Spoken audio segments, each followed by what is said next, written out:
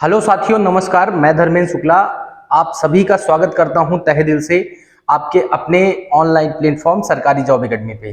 दोस्तों, आज हम इतिहास का एक नया टॉपिक पढ़ने वाले हैं जिसका नाम है वैदिक सभ्यता या वैदिक काल, जिसे हम आर्य सभ्यता के नाम से भी जानते हैं। तो आइए बात करते हैं। देखिए, आर्य सभ्यता का जो समय माना जाता है, टाइम पीरियड माना जाता है, वो 1500 बीसी से 600 बीसी के बीच में माना जाता है और इसको विंटरनिस नामक इतिहासकार ने बताया था।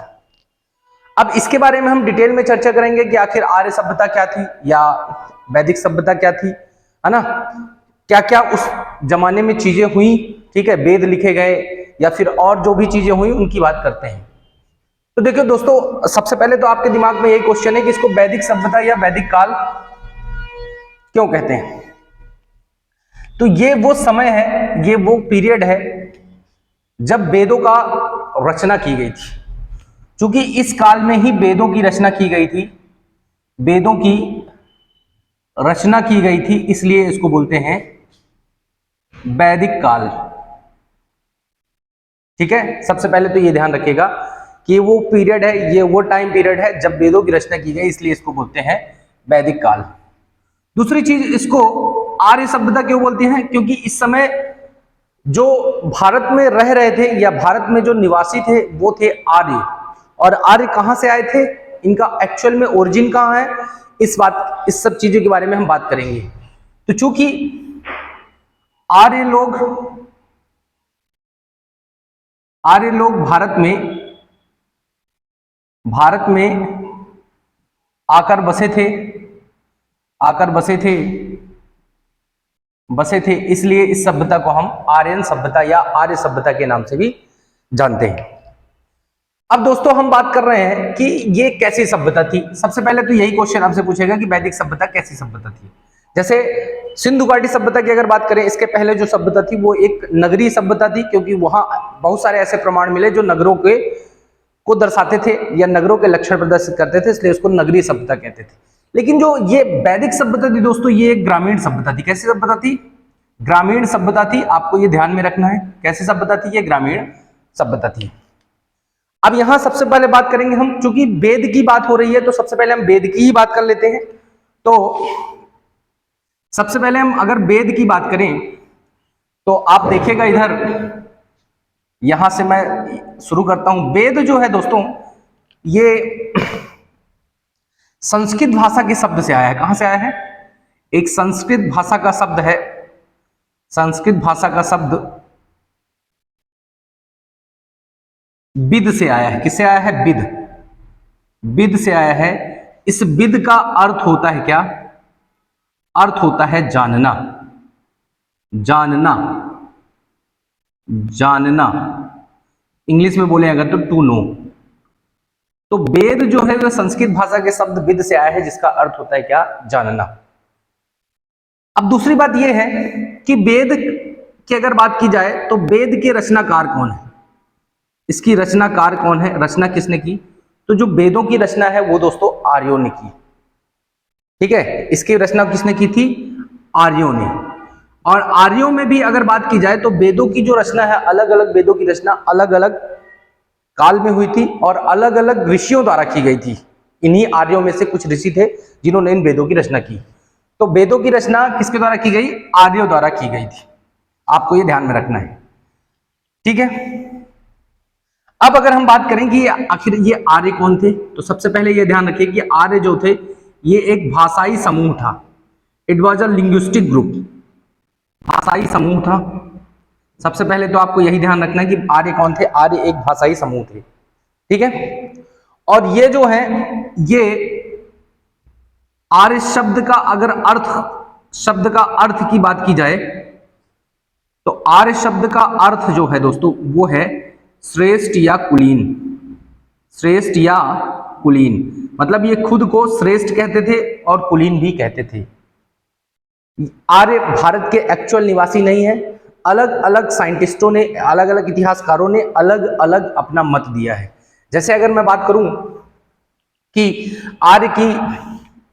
आर्यों का वास्तविक निवास स्थान की अगर बात की जाए, वास्तविक निवास स्थान कहाँ है। ठीक है, तो आर्यों के वास्तविक निवास स्थान की जब बात करते हैं हम दोस्तों, तो इसमें 4 लोगों को कम से कम आपको याद रखना है कि किसने किसने क्या क्या बताया था। तो आप 4 लोगों को कम से कम याद रखेंगे, 4 इतिहासकारों के बाद में आप याद रखेंगे। सबसे पहले एक व्यक्ति हैं मैक्स मूलर। मैक्स मूलर ने यह कहा था कि जो आर्य आए थे वो मध्य एशिया से आए थे। कहां से आए थे? मध्य एशिया, मध्य एशिया से आए थे। अब आप इतिहास ज्योग्राफी में आप बहुत अच्छे से पढ़ते हैं, तो मध्य एशिया जो है, मध्य एशिया कौन सा क्षेत्र कहलाता है? मध्य एशिया में के अंतर्गत वर्तमान में अगर बात करें तो कजाकिस्तान, कजाकिस्तान कौन से देश आते हैं? कजाकिस्तान। मध्य एशिया की बात की जाए अगर, थोड़ा सा मैं इतिहास भी बता देता हूं। Kyrgyzstan, Kyrgyzstan, Tajikistan, Tajikistan, Uzbekistan, Uzbekistan और तुर्कमेनिस्तान, तुर्कमेनिस्तान, तुर्कमेनिस्तान, तुर्कमेनिस्तान। ये जो पांचों देश हैं ये मध्य एशिया के देश हैं, मतलब इन्हीं पांचों देश को मिला के मध्य एशिया, वर्तमान का मध्य एशिया बनता है। और मैक्स मूलर जो है उन्होंने कहा था कि आर्य जो आए थे वो मध्य एशिया से आए थे, और ये सर्वाधिक स्वीकार्य मत है। सभी मतों में सर्वाधिक स्वीकार्य मत कौन सा है? यही है। आप ध्यान रखिएगा, अगर आपसे क्वेश्चन पूछा जाए कि आर्य का वास्तविक निवास स्थान क्या था या आर्य वास्तव में कहां से आए थे, तो मध्य एशिया से आए थे। एक व्यक्ति थे, एक अंग्रेज इतिहासकार ही थे मेयर। तो मेयर के अनुसार जो आर्य आए थे वो आए थे पमीर के पठार से। कहां से आए थे? पमीर के पठार से, पमीर के पठार से आए थे। दोस्तों अगर हम बात करें बाल गंगाधर तिलक की, बाल गंगाधर तिलक ने भी अपनी राय रखी थी, बाल गंगाधर तिलक। और बाल गंगाधर तिलक के अनुसार जो आर्य का एक्चुअल स्थान है वो है उत्तरी ध्रुव, उत्तरी ध्रुव या आर्कटिक। उन्होंने एक पुस्तक भी लिखी थी, Arctic the home of Vedas, Arctic the home of Vedas. इनकी पुस्तक का क्या नाम है? उसमें इन्होंने बताया था, इनकी पुस्तक है Arctic the home of Vedas, Vedas. ठीक है, ये ध्यान रखिएगा। फिर इसके बाद एक और व्यक्ति हुए जिनका नाम था दयानंद सरस्वती। दयानंद एक समाज सुधारक थे, दयानंद सरस्वती। इनके अनुसार अगर आर्य के आगमन की बात करें तो ये आए थे तिब्बत के पठार से, तिब्बत के पठार। दयानंद सरस्वती ने कहा था कि आर्य का जो एक्चुअल आगमन हुआ था वो कहां से हुआ था दोस्तों? तिब्बत के पठार से हुआ था, ये दयानंद सरस्वती ने बोला था। आपको ये ध्यान में रखना है। अब हम बात करते हैं, जैसे हमने बात की वेद की, तो वेद किस भाषा का शब्द है? संस्कृत भाषा का शब्द, और वेद का अर्थ है जानना। ठीक है, फिर यहां हमने आर्यों के बारे में बात कर ली थोड़ा सा कि आर्य कौन थे। आर्य भाषाई समूह था। आर्य शब्द का अर्थ श्रेष्ठ या कुलीन। आर्यों का वास्तविक निवास स्थान जो था मैक्स मुलर के अनुसार मध्य एशिया था, मेयर के अनुसार पमीर का पठार, बाल गंगाधर तिलक, ठीक है, और सरस्वती के अनुसार तिब्बत का पठार।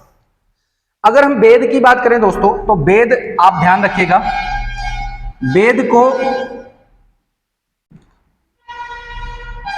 अपौरुषेय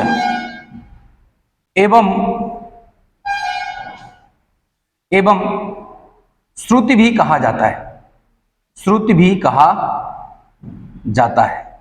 तो वेद का अन्य नाम दोस्तों अपौरुष एवं श्रुति भी है। अपौरुष क्यों कहते हैं इसको? अपौरुष इसलिए कहते हैं क्योंकि ऐसा माना जाता है कि जो वेद की रचना है वो देवताओं के द्वारा की गई है, ना कि पुरुषों के द्वारा, मतलब पुरुष नहीं किए हैं। और श्रुति, श्रुति इसलिए कहा जाता है क्योंकि ऐसा माना जाता है कि वेदों का जो एक पीढ़ी से दूसरी पीढ़ी में स्थानांतरण हुआ है वो सुन के हुआ है, सुन के हुआ यानी कि श्रुति करके हुआ है, इसलिए इसको हम क्या कहते हैं? श्रुति भी कहते हैं। ठीक है, आइए हम आगे और बात करते हैं थोड़ा सा। ठीक है,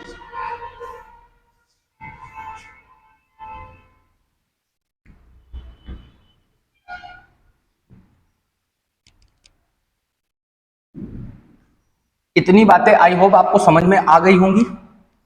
कुछ चीजें और हैं जो हम जानेंगे, वेदों के बारे में डिटेल में समझेंगे। इससे पहले थोड़ा सा आर्यों के बारे में समझ लेते हैं। दोस्तों आर्य के बारे में यह कहा जाता है कि जो आर्य थे, आर्य जो थे ये सबसे पहले, अगर हम भारत का मैप बनाएं तो भारत में आप देखोगे ये हमारा भारत हो गया। तो अगर आर्यों की बात करें दोस्तों, तो आर्य जो सबसे पहले, आर्य सबसे पहले पंजाब एवं अफगानिस्तान वाले क्षेत्रों में आए। अफगानिस्तान वाले क्षेत्रों में आए थे। ठीक है, ये आपको ध्यान में रखना, आपसे क्वेश्चन पूछा जाता है। ठीक है, आर्य जो थे ये वाला क्षेत्र जो है, अगर हम बात करें सबसे पहले आर्य जो आए थे ये अफगानिस्तान एवं पंजाब वाले क्षेत्र में आर्य सर्वप्रथम आए थे। आर्य का जो आगमन हुआ था दोस्तों, आर्य जो आए थे वो किससे आए थे, ये भी क्वेश्चन पूछा जाता है। तो आर्य जो आए थे वो घोड़ों से आए थे, ठीक है, और रथ से आए थे। आर्य का जो भारत में आगमन हुआ था वो घोड़ों से और रथ से हुआ था, आपको ये भी ध्यान में रखना है। और आर्य भारत में कई खेपों में आए। आर्य भारत में कई खेपों में आए, मतलब कई बार आए, कई खेपों में आए, आपको ये ध्यान रखना है, मतलब कई खेपों में आए थे। ठीक है, अब जब आर्य भारत में आए तो आर्य भारत में आए थे जब दोस्तों, तो यहां पे पहले से भारत में जो निवासी रह रहे थे उनको बोलते हैं अनार्य। अनार्य या इन्हीं को बोला जाता है दैश्यु। तो स्वाभाविक है कि जब कोई बाहर से आक्रांता आएगा तो जो लोकल पीपल है, जो वहां का लोकल निवासी है, वो विरोध करेगा। तो आर्यों और दैश्यों के मध्य युद्ध होता है और इस युद्ध में आर्य दैश्यों को परास्त कर पाते हैं, क्योंकि वो रथ से और घोड़ों से आए थे, जबकि यहाँ के लोकल निवासी जो थे रथ और घोड़ों का उपयोग करना नहीं जानते थे। इसलिए ऑब्वियसली वो परास्त किए और आर्यों ने दैश्यों को परास्त करके उनको अपना गुलाम बनाया। ठीक है, ये आपको ध्यान में रखना है। अब चूंकि आर्य सबसे पहले भारत में पंजाब और अफगानिस्तान वाले क्षेत्रों में ठहरे थे, और इस क्षेत्र से होकर दोस्तों, इस क्षेत्र से होकर एक प्रमुख नदी निकलती है जिसको बोलते हैं सिंधु नदी। आपको बहुत अच्छे से पता है कि यहां से एक नदी निकलती है पाकिस्तान वाले क्षेत्र से होकर, पंजाब वाले क्षेत्र से, और इसकी 6 सहायक नदियां भी हैं, आपको पता है। ठीक है, 6 सहायक नदियां भी हैं इसकी। ठीक है, और एक और नदी हुआ करती थी जिसको बोलते हैं सरस्वती। तो सिंधु के अलावा अगर हम बात करें तो सिंधु नदी, ठीक है, इसके बाद चेनाब नदी, झेलम नदी, रावी नदी, सतलुज नदी, ब्यास नदी, और एक दोस्तों थी कौन सी, सरस्वती नदी। इन 7 नदियों का ये जो क्षेत्र था इसको बोला जाता था दोस्तों सप्त सैंधव प्रदेश। कौन सा प्रदेश बोला जाता था, सप्त सैंधव प्रदेश। और आर्य जो है ये इसी क्षेत्र में सबसे पहले आकर बसे थे। ठीक है, आर्य जो है सबसे पहले इसी सप्त सैंधव प्रदेश में आकर बसे थे, इसलिए इस क्षेत्र को आगे चल के आर्यवर्त भी कहा गया। आर्यवर्त भी कहा गया। और आपको पता है कि दोस्तों हिंदुस्तान का एक नाम आर्यवर्त था, क्योंकि आर्य लोग यहाँ पे निवास किए थे। अच्छा, ये जो नाम है नदियों के दोस्तों, ये 7 नदियां हैं और सिंधु की ये सारी लगभग सहायक नदियां थी, इसलिए इसको बोलते थे सप्त सैंधव प्रदेश। लेकिन इनका वास्तविक नाम तो अभी नया नाम है, ये है ना, ये वर्तमान नाम है, लेकिन इनका प्राचीन नाम कुछ हुआ करता था, अलग अलग हुआ करता था, जो आपसे पूछ लेता है क्वेश्चन। प्राचीन नाम अलग थे, जैसे सिंधु को सिंधु ही बोलते थे, सिंधु को सिंधु ही बोलते थे। चिनाब, झेलम, रावी, सतलुज, ब्यास और सरस्वती, इनके अलग अलग नाम थे। जैसे चिनाब को बोलते थे दोस्तों, चिनाब को बोलते थे आप, झेलम को बोलते थे अस्किनी, अस्किनी, राबी को बोलते थे पुरुषणी, पुरुषणी। सतलुज को बोलते थे सतुद्री। ब्यास को बोलते थे बिपाशा।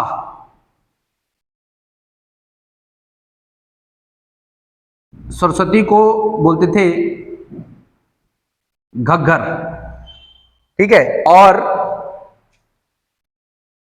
बितस्ता बोलते थे किसको दोस्तों? बितस्ता बोलते थे चुनाव को, बितस्ता, ठीक है। ये इनका प्रॉपर नाम था दोस्तों। तो इसी क्षेत्र में जो आर्यंस थे वो आकर सबसे पहले क्या हुए थे? बसे थे। आपको ये ध्यान में रखना है। सरस्वती का एक और नाम था वेद स्मृति, ये भी आपको ध्यान में रखना है। वेद स्मृति, वेद स्मृति, ये इसका नाम है। तो आर्य सबसे पहले पंजाब व अफगानिस्तान क्षेत्र में बसे थे। ये आए घोड़ों और रथ से थे और भारत में ये कई खेपों में आए थे।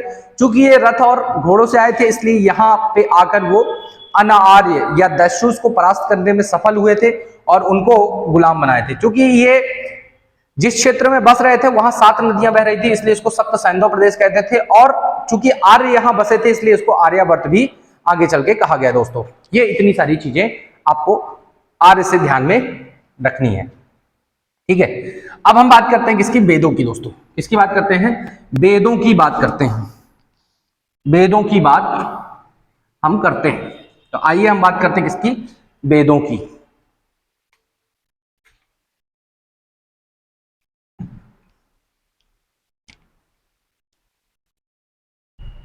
ठीक।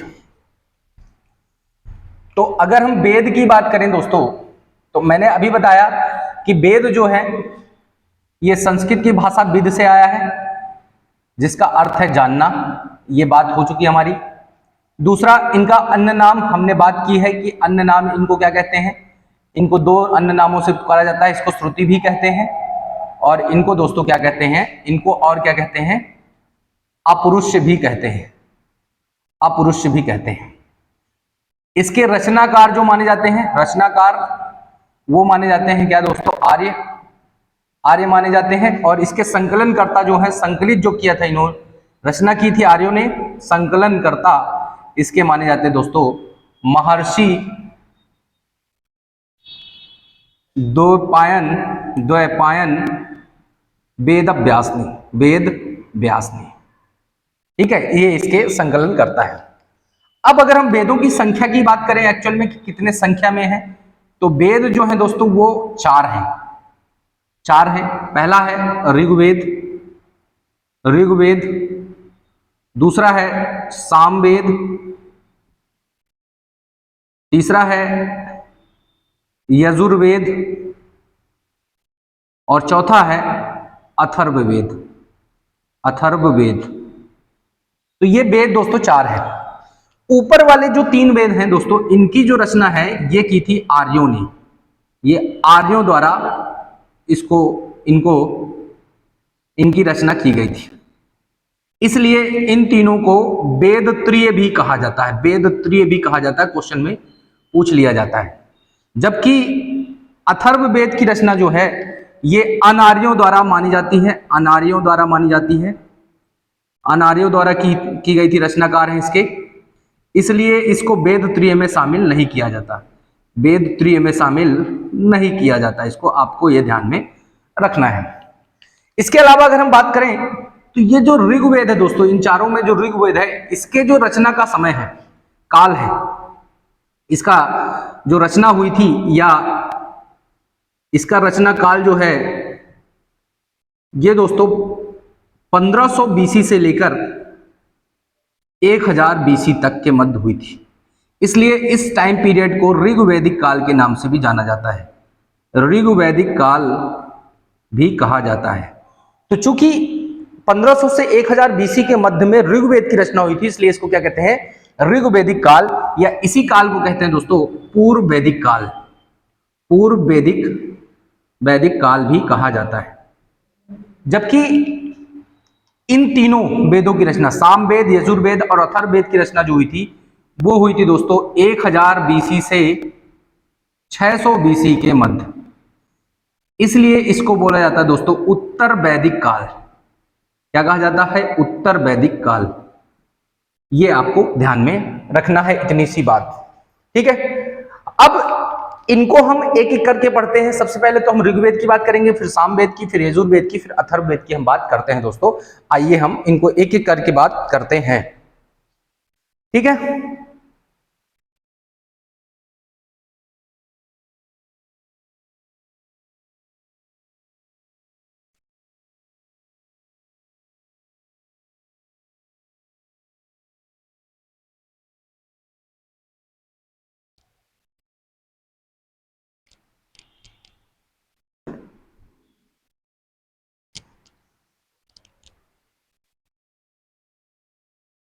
तो यहां हम करेंगे ऋग्वेद। ऋग्वेद की बात करेंगे दोस्तों। मैं यहां पे हेडिंग कर देता हूं ऋग्वेद। ऋग्वेद, ठीक है। देखिए, ऋग्वेद की अगर हम रचना काल की बात करें, रचना काल की बात करें तो रचना काल दोस्तों इसका आपको पता है कि इसका रचना काल हुआ है 1500 से 600 बीसी में। ठीक है, अब इसको मानव सभ्यता की प्राचीनतम विरासत, प्राचीनतम साहित्यिक विरासत में से एक बोला जाता है। मानव सभ्यता की प्राचीनतम साहित्यिक विरासत में से एक बोला जाता है, विरासत में से एक है। ये आपको ध्यान में रखना है। मानव सभ्यता की प्राचीनतम साहित्यिक विरासत में से एक है क्या? अपना ऋग्वेद। ठीक है, यानी कि ये सबसे प्राचीन या सबसे पुराना वेद है, सबसे पहला वेद है, सबसे प्रथम वेद है। ये सबसे प्रथम वेद है, आपको ध्यान में रखना है। एवं इससे ऋग्वैदिक संस्कृत के बारे में भी पता चलता है, बारे में जानकारी मिलती है, जानकारी मिलती है। आपको यह ध्यान में रखना है। ऋग्वैदिक संस्कृत के बारे में जानकारी कहां से मिलती है? हमें ऋग्वेद से मिलती है। ठीक है, अगर हम इसकी बात करें दोस्तों तो इसमें क्या चीज है, इसका वस्तु विषय वस्तु क्या है, इसमें क्या दिया हुआ है? तो इसकी विषय वस्तु की अगर बात की जाए, इसकी विषय वस्तु की बात की जाए ऋग्वेद की, तो दोस्तों इसमें देवताओं की स्तुति के जो मंत्र होते हैं, ठीक है, देवताओं की स्तुति के मंत्र, जैसे अगर महामृत्युंजय जाप की बात की जाए, विवाह के मंत्र की बात की जाए, गायत्री मंत्र की बात की जाए, ये सभी चीजें दी हैं किसमें? ऋग्वेद में। ठीक है, तो इसमें देवताओं की स्तुति, देवताओं की स्तुति के लिए मंत्र दिए हैं, मंत्र दिए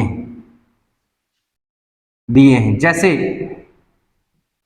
महामृत्युंजय मंत्र, महामृत्युंजय मंत्र, जैसे विवाह मंत्र, विवाह मंत्र, जैसे गायत्री मंत्र इत्यादि का वर्णन ऋग्वेद में दोस्तों मिलता है। अब अगर ऋग्वेद की हम बात करें तो ऋग्वेद, ध्यान रखिएगा, ऋग्वेद का जो की रचना है अलग अलग काल में अलग अलग जगह पर अलग अलग ऋषियों द्वारा की गई थी। ये आपको ध्यान में रखना है। ठीक है, तो इसकी रचना जो है, रचना अलग अलग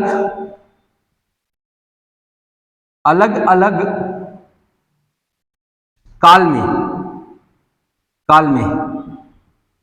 अलग अलग ऋषियों द्वारा, अलग अलग ऋषियों द्वारा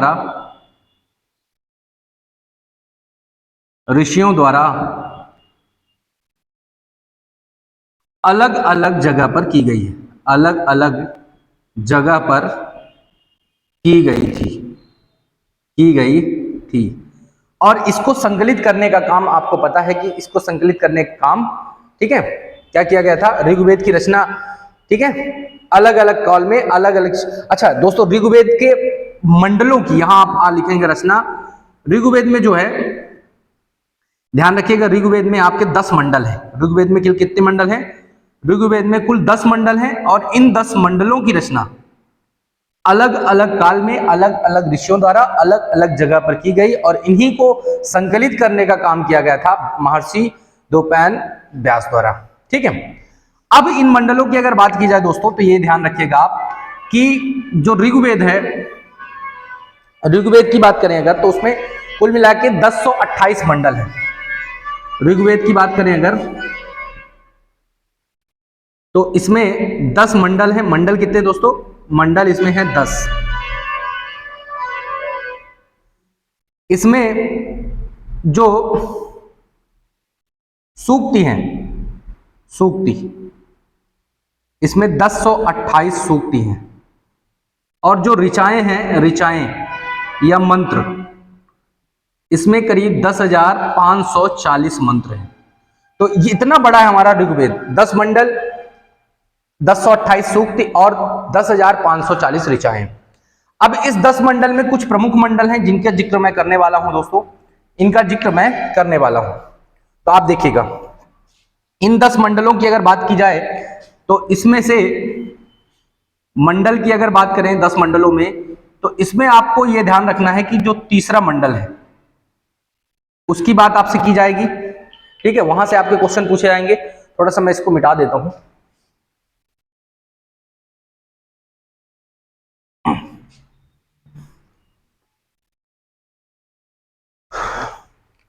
ऋग्वेद के मंडल, मंडल की अगर बात करें तो टोटल 10 मंडल हैं। 10 मंडल में अगर हम थर्ड मंडल की बात करें, थर्ड मंडल की बात करें या तीसरे मंडल की बात करें तो तीसरे मंडल के जो रचना की थी दोस्तों, रचनाकार जो हैं वो है महर्षि महर्षि विश्वामित्र, विश्वामित्र, विश्वामित्र। और इसमें गायत्री मंत्र का वर्णन मिलता है। किसका मिलता है? गायत्री मंत्र का वर्णन मिलता है। तो आपको ध्यान में रखना है कि तीसरे मंडल की रचना किसने की थी? महर्षि विश्वामित्र ने की थी और इसमें क्या मिलता है? गायत्री मंत्र का वर्णन। अगर आपसे क्वेश्चन पूछ ले कि गायत्री मंत्र में की रचना किसकी स्तुति के लिए की गई थी, तो स्तुति ये की गई थी सूर्य की स्तुति के लिए, यानी कि सूर्य की पूजा के लिए। और ये दोस्तों अगर पूछ ले आपको गायत्री मंत्र किसको समर्पित है तो ये आप ध्यान रखिएगा कि ये सावित्री को समर्पित है। किसको समर्पित है? सावित्री को समर्पित है। फिर आप ध्यान रखिएगा दोस्तों अगला इसका मंडल है सातवां मंडल। सातवां मंडल, सातवां मंडल में दोस्तों यहां पे दशराग युद्ध का वर्णन मिलता है।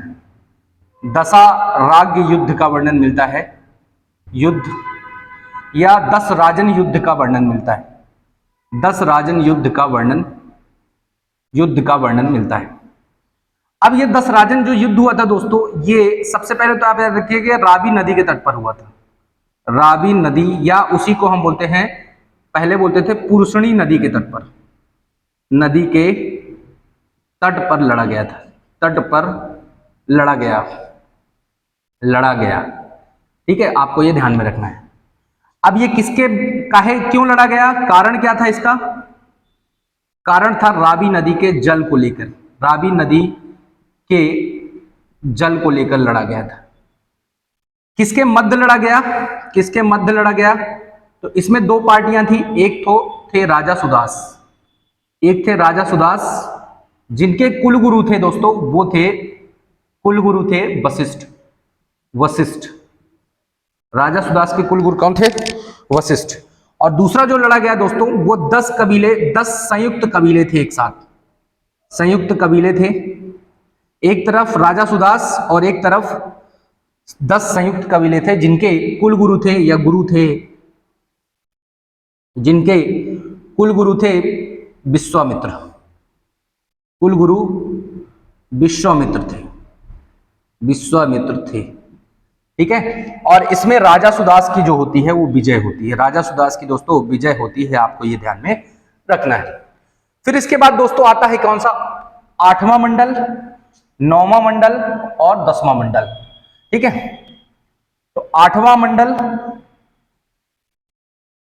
फिर आता है 9वां मंडल, 9वां मंडल, और फिर आता है दोस्तों 10वां मंडल, 10वां मंडल, 9वां और 10वां मंडल।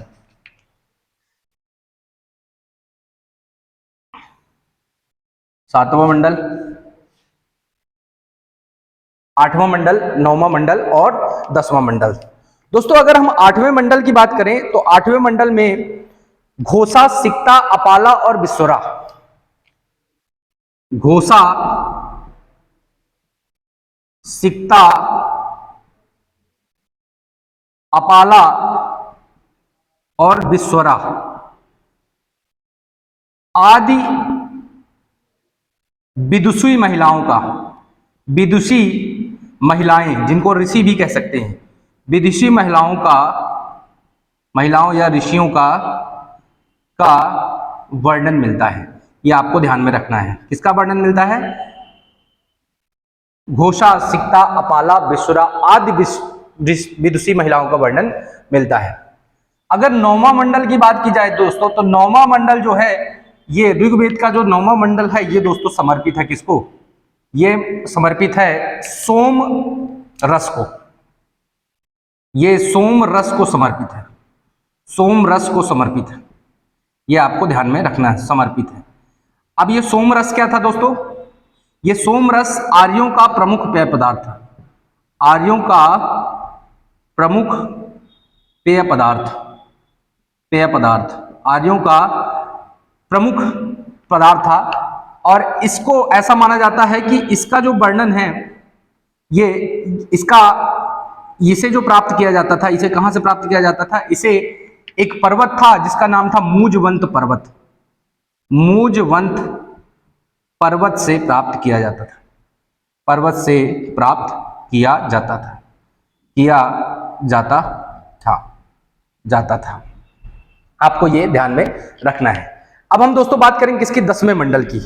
अगर हम 10वें मंडल की बात करें तो आप ये देखेंगे कि 10वें मंडल में जो है वो किसका वर्णन मिलता है? 10वें मंडल में मिलता है किसका? यहां पे हम बात करते हैं। अच्छा, इसका एक बात और ध्यान रखिएगा, सोम रस का वर्णन जो है ऋग्वेद में 114 बार मिलता है। 114 बार ऋग्वेद में वर्णन मिलता है, आपको ये ध्यान में रखना है। ठीक है, 10वें मंडल का जिक्र हम यहां कर देते हैं, क्योंकि इधर ये 10वां मंडल, इधर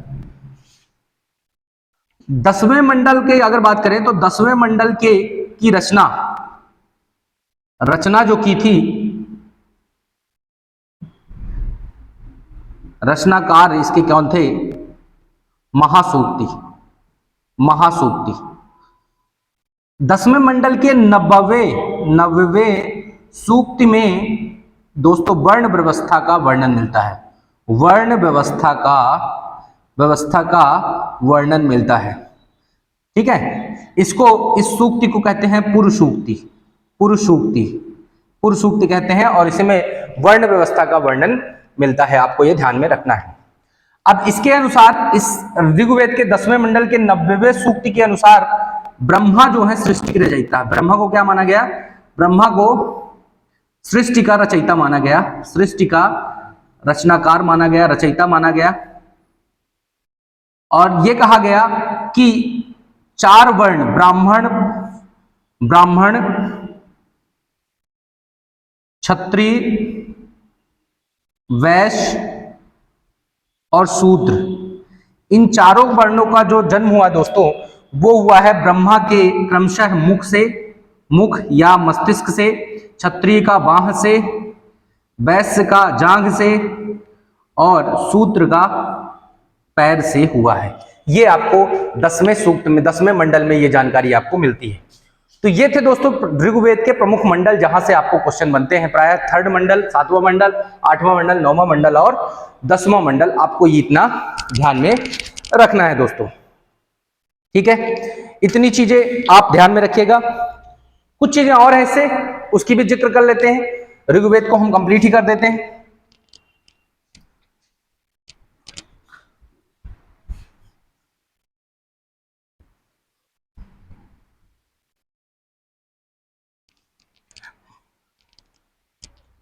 ऋग्वेद की अगर बात करें तो दोस्तों ऋग्वेद में मंत्रों का उच्चारण करने वाला जो व्यक्ति है उसको कहा जाता है क्या?